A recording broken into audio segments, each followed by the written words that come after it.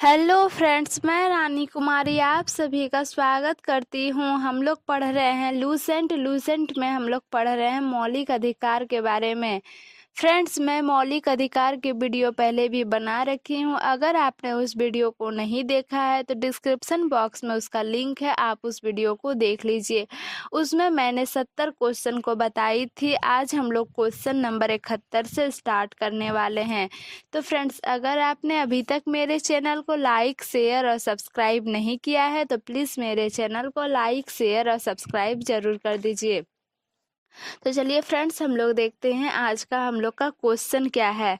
तो निम्नलिखित में से कौन सा अधिकार भारतीय संविधान के अनुच्छेद 32 के अंतर्गत प्रवर्तित किए जा सकते हैं?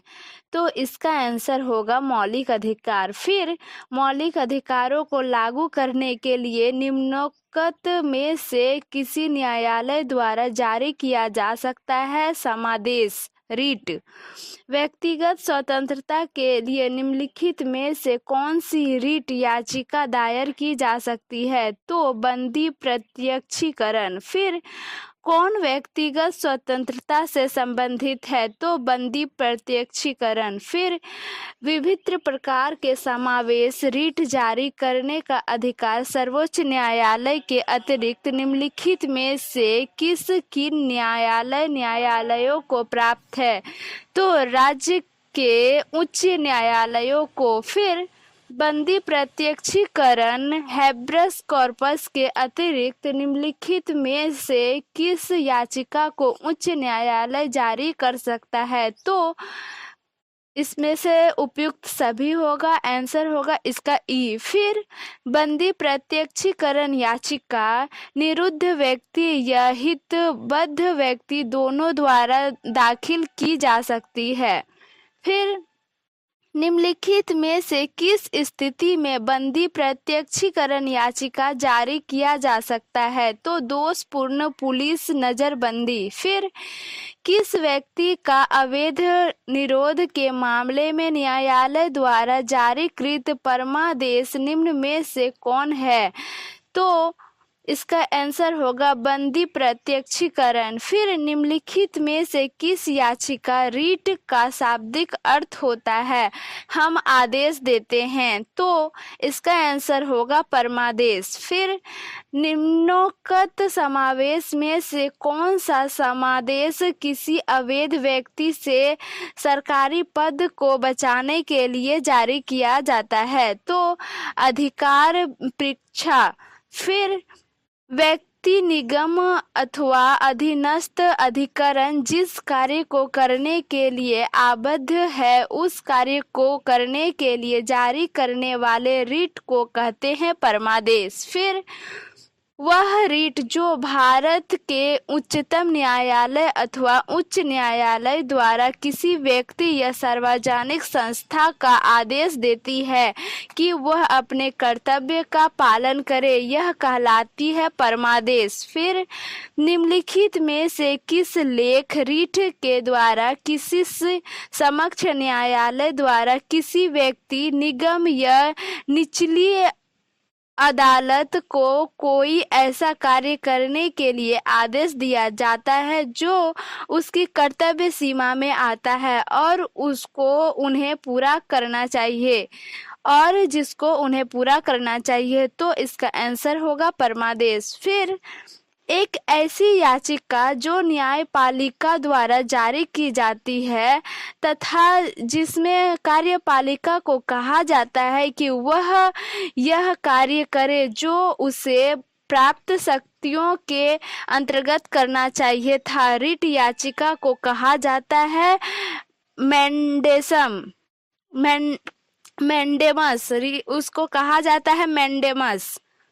इसका आंसर होगा बी, मैंडेमस। फिर निम्नलिखित में से किस याचिका के अधीन किसी कर्मचारी को ऐसी कार्यवाही करने से रोका जाता है जिसके लिए सरकारी तौर पर वह हकदार नहीं है?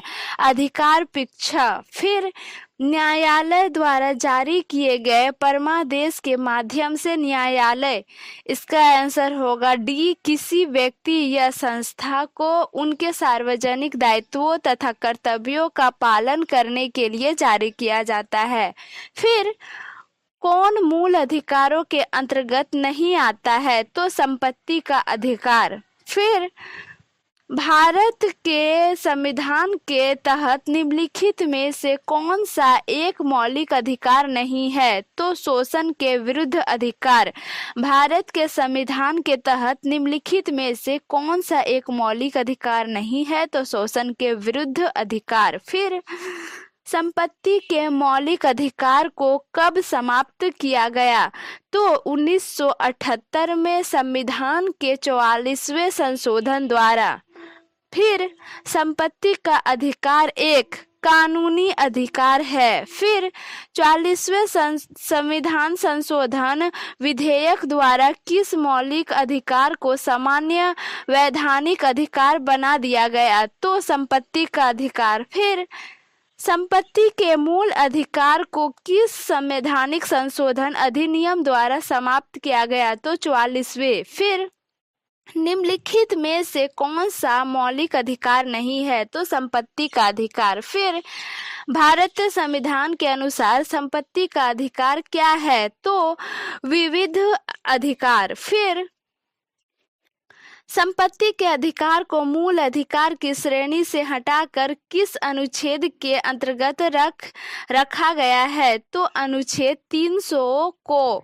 फिर भारत के संविधान के अनुसार जो संवैधानिक अधिकार है किंतु मूलभूत अधिकार नहीं है, संपत्ति का अधिकार। फिर भारतीय संविधान का निम्नलिखित में से कौन सा अनुच्छेद यह निर्धारित करता है कि राज्य कोष से संपोषित कुओं, तालाबों एवं स्नान घाटों का प्रयोग करने से किसी भी नागरिक को वंचित नहीं किया जा सकता? तो अनुच्छेद 15।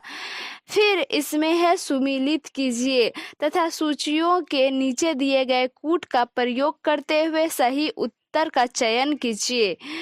तो इसमें होगा आंसर ऑप्शन सी। आप इसको देख लीजिएगा। तो फ्रेंड्स, आपको वीडियो कैसी लगी आप कमेंट करके ज़रूर बताएं, और अगर आपने अभी तक मेरे चैनल को लाइक, शेयर और सब्सक्राइब नहीं किया है तो प्लीज़ मेरे वीडियो को लाइक, शेयर और सब्सक्राइब ज़रूर कर दें। Thanks for watching. जय हिंद।